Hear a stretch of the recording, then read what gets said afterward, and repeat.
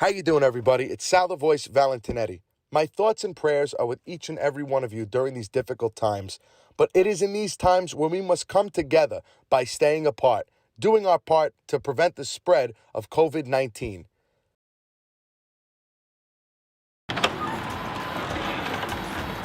Oh, how you doing, everybody? Sal the Voice Valentinetti here again, and I am so pleased to announce that the team at Growing Up Italian and I have been working on a great new digital series called Get in the Car. Unfortunately, we've had to put a stop to filming for now to do our part in stopping the spread, but we have some great stuff in the vault we'd like to share with you. So please, on behalf of myself and Growing Up Italian, we'd like to present to you a wonderful preview. Oh my God. All right. Enjoy. I love yous all, and my thoughts and prayers again are with you and your families.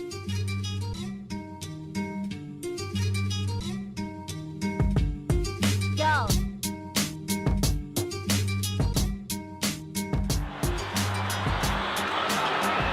There you go. Thank you. Thanks a lot. So we're here. We're at Lulu's, Franklin Square. I was supposed to pick up Anthony. I don't think he understands the whole idea of getting the car, but he said something about he wanted to drive his new truck here. I haven't seen it yet, so what is? What? You said you got a new truck. It is a new truck. What kind of truck? What kind of truck is that? It's got a hatch. It looks like a sedan. All right, it's a sport utility vehicle. Why? Because I can't tow a house. No, it's not a truck. This is a truck. That's a black school bus. This was a Silverado, and then they did it up, and now it's got a thing. This is a truck. That's a truck. This is a black school bus. All right, when you get another one, like when you get a twin for your wife's car, you don't want to drive them anymore. I can tow both of them. And I can get there quicker. Can we go inside of my truck? I'll get white walls for my non-truck. Yeah, I need coffee. Truck. I need my truck. I just want an espresso. Okay? I didn't come here to talk about my truck. Well, I already got coffee because you took a year to come 5 blocks. There was traffic on Franklin Avenue. I thought your truck was fast. Hi, can I get you guys anything? I'll have an espresso and a muzzle to Sal. You got it. I'm good, Lou. Thank you. How's the baby? Good. Yeah? Good. He just filled up a diaper with number 2 when I ran out of the house. So, how is it like with traveling and everything? You have It's a hard. newborn. It's hard? Tough. My wife doesn't look at it as I'm working. She looks at it as I'm able to escape. Yeah. So I get cursed out by her. But listen, I did this so I see my kids more. So overall, I still see them more than, when I was working full time. You have a flexible schedule. Yeah. Do you feel like Yeah. Thanks, Lou. Yeah. you feel like now you're kind of your own boss? You can work it out and all that. Well, no, I'm never my own boss. I just feel like my wife's my only boss. Never my own boss. I don't make decisions. But you have the flexibility. It's still tough because there's so much demand out there right now and it's growing. So, whereas 4 months ago I was away for 2 days, now I have times that, like this week. 4 months ago. Yeah. That's not a lot of time. No. Well, that's the toughest part. Is it's happening so quick. It's almost. I mean, you know how it is.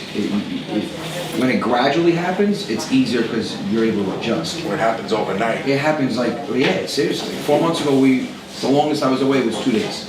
Wow. Now this week I'm going to be away from Thursday to Monday, and a week after I'm going to be away for 7 days. We've got Chicago, we've got Florida, we've got Rhode Island, we've got Massachusetts. So being away for anything longer than 3 days is tough. Did you always know that this was gonna happen? Like, No. did you know that eventually No. you would pursue comedy? I knew I was going to do comedy. When I got back into it, I did it 15 years ago, but brief. Yeah, that's something that you always say. Yeah. I got back into it.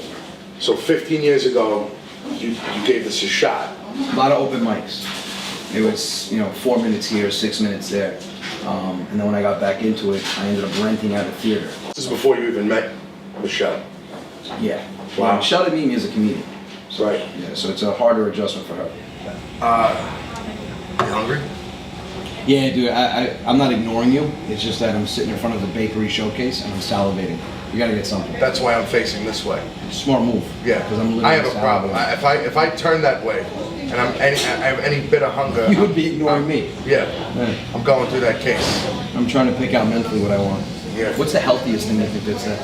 Oh boy, probably the strawberries on top of the strawberry shortcake. But that's not. I'm gonna have a nothing cookie.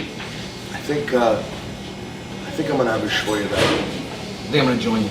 I've been sitting here with coffee. I haven't had a pastry or anything. Talking to you. I'm still salivating. There Oh, you go. thank you. You're Oh, welcome. this is funny. So our shvoya bell, it's like our trucks. Because your truck and your It's a full-size shvoyadel, Yeah. and that's the purse that the shvoyadel carries around. You know what other similarities it has with our trucks? Yeah, You're gonna move a lot slower than me after that. you're probably right. Just like your big truck. Yeah. So enjoy your school bus for your dough. Oh my god.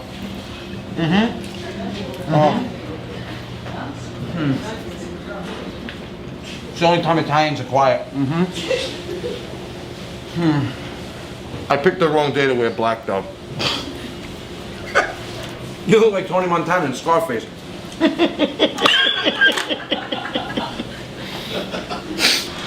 You start by renting out a 450 seat room, Yeah.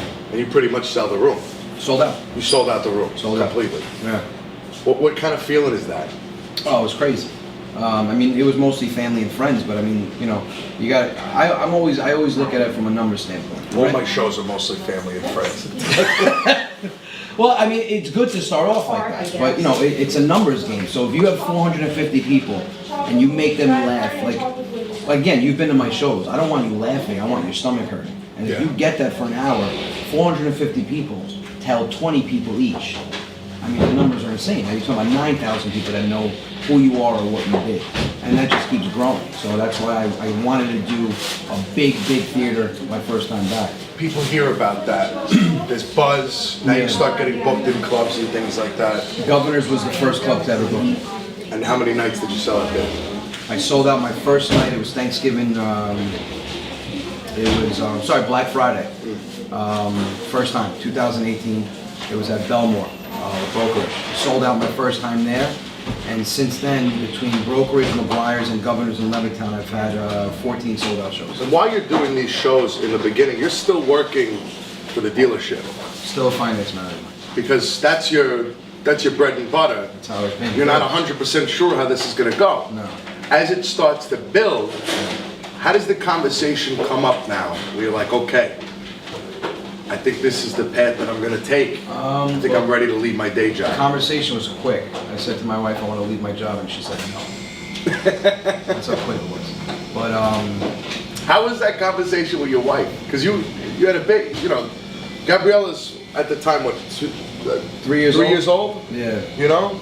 And we didn't know we had one on the way. We found out literally 3 weeks after I left my job. that we had one on the way. Yeah, it wasn't good. I said to myself, if I can make the same thing that I'm making at work financially within the first quarter of 2019, I'll give it a shot and I'll dedicate 100% of my time. Because I was up till 4 o'clock in the morning making videos and then being at work. Leaving my house at 7 to get to work by 9, coming home at 8, going in the basement making more videos. I never saw my family. And my wife was getting agitated. So I said, well, the only way to see you guys and still put more effort is to leave my job. Wow. I said, if it fails, I'll go back to work in December. I said, give me 9 months to make this work. And she almost left me. She goes, you're leaving your job, you're going against what I want. I thought that was just like a hypothetical. Oh, when I talk about it on stage? No. No, but then we had a conversation. She was like, no, I had the papers ready to go. No, she was gonna leave. And because she looked at it as I was being selfish. Where in reality, Could you start that? She looked at. yeah, she looked at me leaving my job to pursue a dream as, at first, it's selfish because I had a family. Where in reality, I was doing it for my family. They were the ones that were motivated. You wanted to spend more time with them. I was working every Saturday. Ended a month in the dealership. You have to be there. So I never went trick or treating with my daughter. And I just, my daughter was starting soccer. I was missing all the games. So I said, if this happens, I could be my own boss. I said, forget about the money. Let's say I make the same exact thing I'm making at work, which was good. I'm fine. And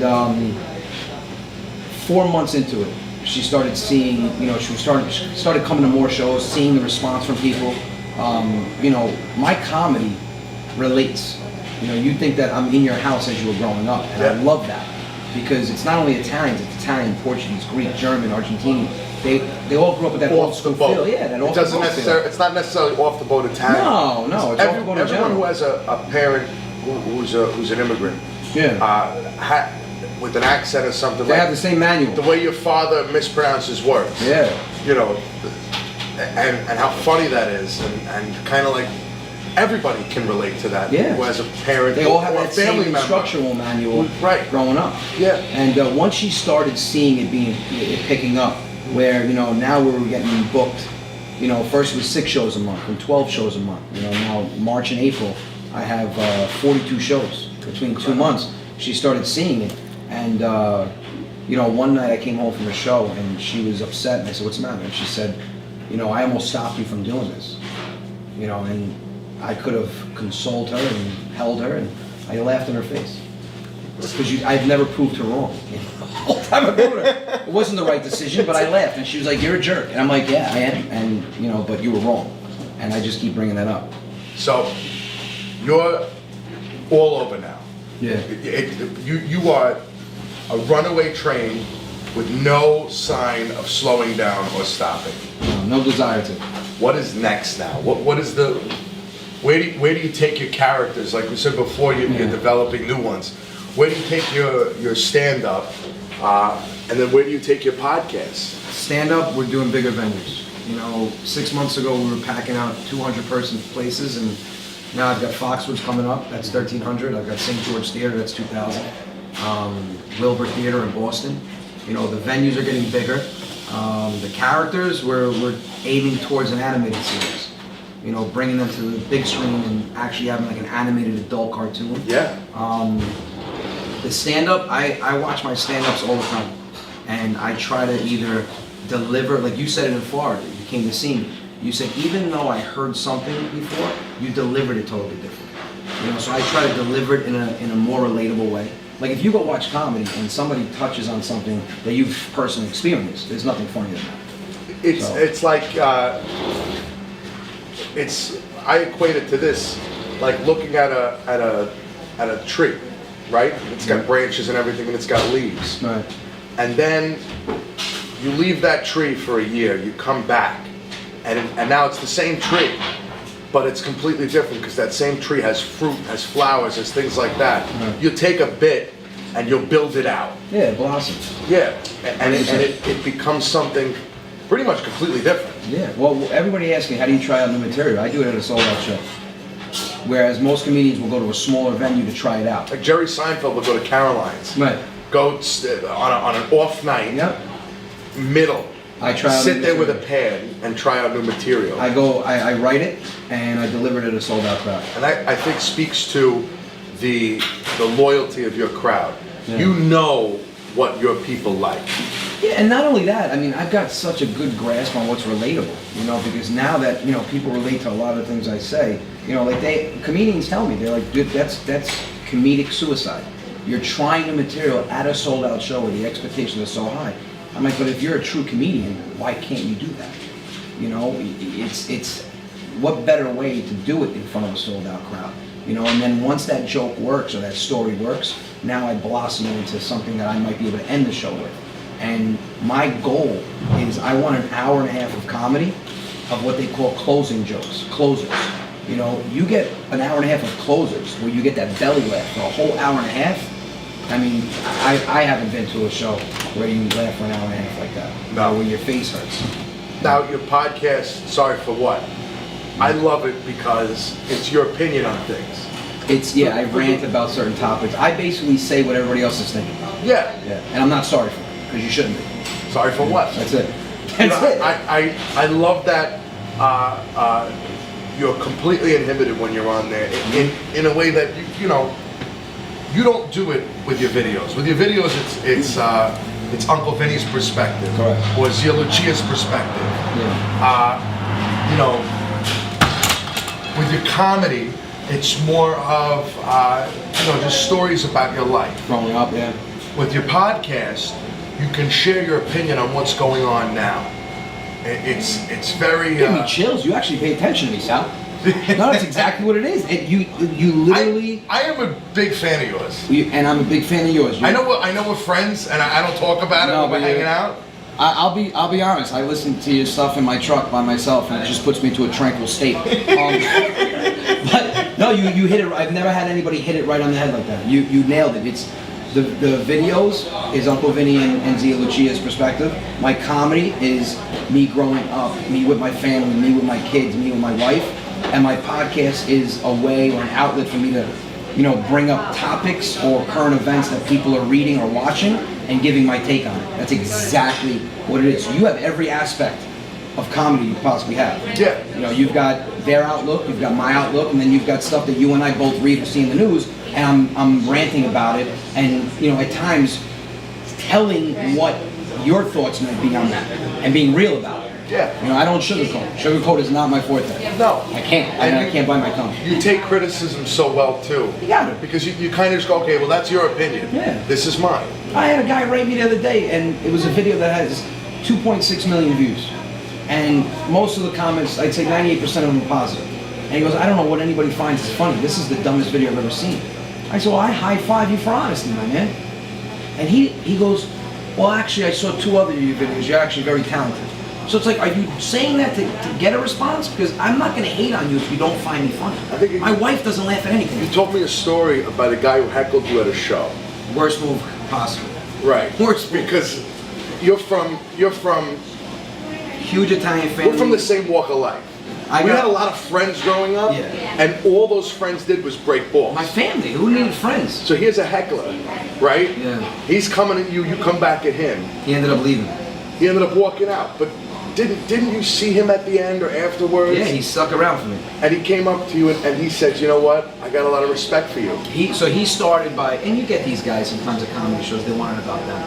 And you can have your own opinion, but heckling is a sign of disrespect. You're paying for a ticket to see somebody perform, and yet you're not giving them the ability to perform. That's why I like the way you share your opinion, because you're saying, this is what I have to say. I'm not sorry for it. No. If you have a different opinion, that's fine, it's yours. You're entitled to it. I'm not telling you you have to share my opinion, I'm just telling you what my opinion is. You don't have to like it. I want you to come back at me and tell me if you don't like it or not. That's how a discussion is formed. Sorry for What is Tuesday nights. Tuesday nights at 8 o'clock.